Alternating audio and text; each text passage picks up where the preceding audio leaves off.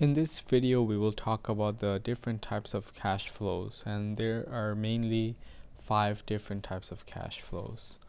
There is the single cash flow, equal uniform series cash flow, linear gradient series, geometric gradient series, and irregular payment series. So I have everything written out.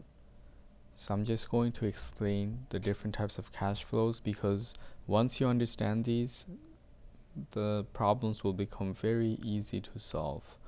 So the first one is the single cash flow.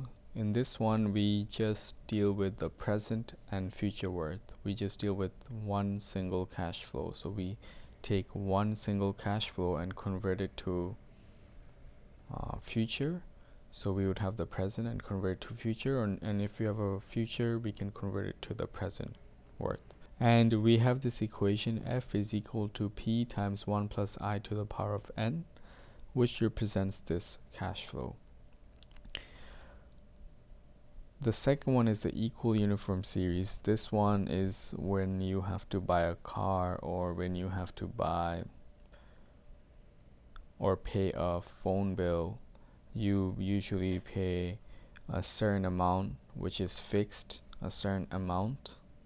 So the amount would be $100, and it's fixed, and you have to pay it every month or year. But so it's a series of cash flows that are equal and are paid at each period.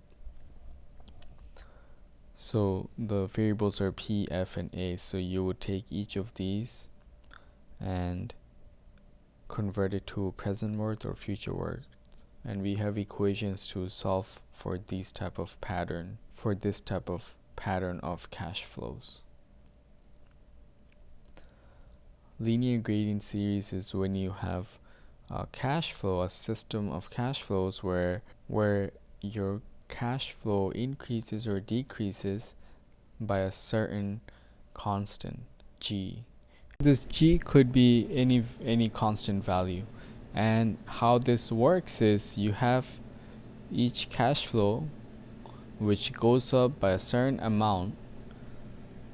So you keep the amount, you identify this as one type of cash flow, which is equal uniform series, and then you add a certain g value to each period. So in the first period it's 1g, in the second period it's 2g from that constant amount. So that's how linear gradient series works. For geometric gradient series, where this is the third one is linear, so your amounts increase linearly as each period increases. For geometric gradient series, your amount increases geometrically.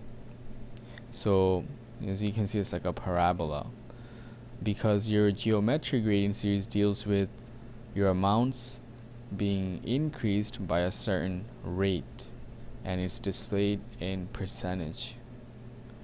So this is why your amount, as your periods increase, your amounts increase by a certain percentage. So for the first period, your amount increases by 1 plus the interest rate, or the G rate.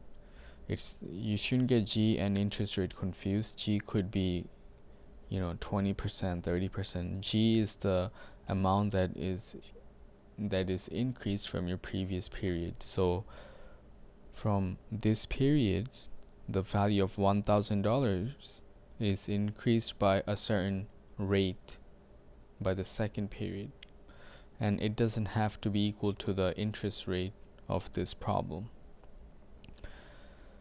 And the second period increases by 1 plus g whole squared, the third one 1 plus g cubed, and so on and so forth. The fifth one is called the irregular payment series.